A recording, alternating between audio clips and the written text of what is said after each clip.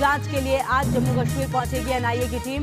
आज हमले वाली जगह जाकर जांच करेगी एनआईए। कल दोपहर आपको बताएं सेना की गाड़ी पर आतंकी हमला हुआ था और इस आतंकी हमले में सेना के 5 जवान शहीद हो गए थे, जबकि एक घायल हुए। आतंकी संगठन PAFF ने हमले की जिम्मेदारी ली।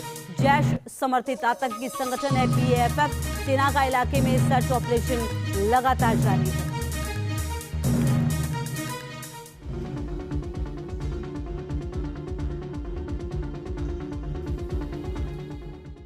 घाटी में बड़ा आतंकी हमला, सैनिकों को बनाया निशाना। हमले में 5 जाबाज शहीद। कश्मीर में आतंकवाद आखिरी सांसें गिन रहा है। सेना और सुरक्षा बल आतंकियों को चुन चुन कर जहन्नुम भेज रहे हैं, लेकिन इसके बावजूद आतंकवादी अपनी कायराना हरकतों से बाज नहीं आ रहे। आतंकवादियों ने एक बार फिर सेना पर कायराना हमला किया, जिसमें सेना के 5 जाबाज जवान शहीद हो गए।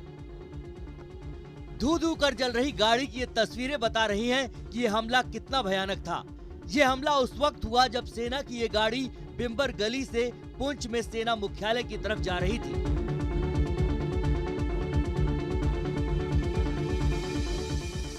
उस दौरान इलाके में बारिश के कारण विजिबिलिटी कम थी। आतंकियों ने इसी का फायदा उठाया। हमले की ताक में बैठे आतंकवादियों ने भाटा दूडिया इलाके में अपनी नापाक साजिश को अंजाम दिया। तेज बारिश का फायदा उठाकर आतंकियों ने गाड़ी पर ग्रेनेड फेंका और अंधाधुंध फायरिंग शुरू कर दी। घात लगाकर किए गए इस हमले से जवानों को संभलने का मौका नहीं मिला। ग्रेनेड अटैक से इस गाड़ी में आग लग गई और उसमें मौजूद 6 जवान चपेट में आ गए, जिसमें से 5 शहीद हो गए। सेना की 16 चिनार कॉर्प्स ने ट्वीट किया कि हम हवलदार मनदीप सिंह, लॉयंस देवाशीष बसवाल, लांसर कुलवंत सिंह, सिपाही हरकिशन सिंह और सिपाही सेवक सिंह के बलिदान को सलाम करते हैं, जिन्होंने 20 अप्रैल 2023 को पुंछ सेक्टर में कर्तव्य पालन करते हुए अपने प्राण न्योछावर कर दिए। हम हमेशा शोक संतृप्त परिवारों के साथ एकजुटता से खड़े हैं।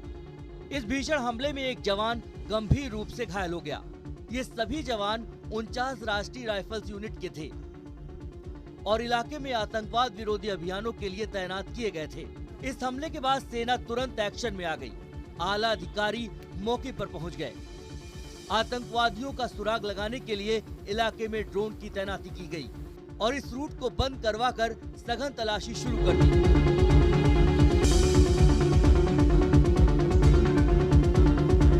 रक्षा मंत्री राजनाथ सिंह ने भी सेना प्रमुख जनरल मनोज पांडे से इस हमले की जानकारी ली। राजनाथ सिंह ने ट्वीट किया कि जम्मू कश्मीर के पुंछ जिले में हुए हादसे से दुखी हूं। ट्रक में आग लगने के कारण भारतीय सेना ने अपने बहादुर जवानों को खो दिया।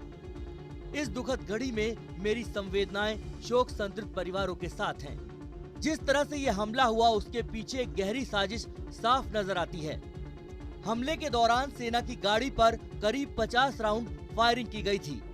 आतंकियों ने ग्रेनेड हमले के बाद 3 तरफ से गोलियां बरसाईं। माना जा रहा है कि हमले में 4 आतंकी शामिल थे।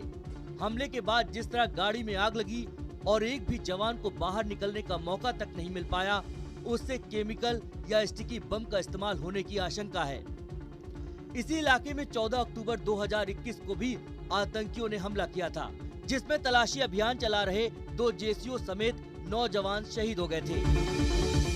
आर्मी ने कंफर्म किया है कि ये आतंकवाद की घटना है। पाकिस्तान का हाथ ISI का हाथ है।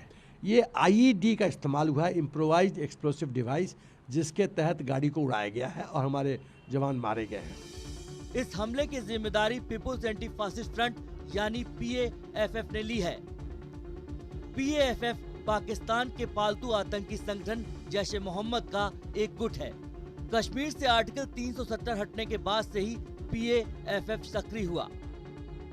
जम्मू कश्मीर में G20 सम्मेलन से पहले हुए इस हमले के पीछे आतंकवादियों की बौखलाहट साफ नजर आ रही है। पाकिस्तान, ISI और आर्मी चाहती है कि जो हम लोग क्लेम कर रहे हैं कि जम्मू कश्मीर में शांति है, वो क्लेम झूठा है। शांति नहीं, अशांति है।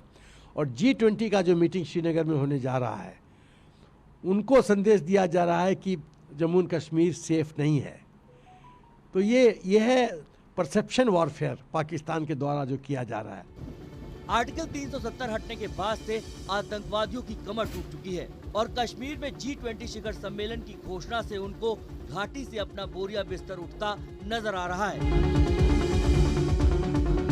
पाकिस्तान भी इसे लेकर परेशान है। इनकी साजिश है कि किसी भी तरह कश्मीर में G20 शिखर सम्मेलन को डीरेल किया जा सके। लेकिन आतंकवादी भी ये बात जानते हैं कि सरकार और सेना उनकी किसी साजिश को कामयाब नहीं होने देगी। Team news nation.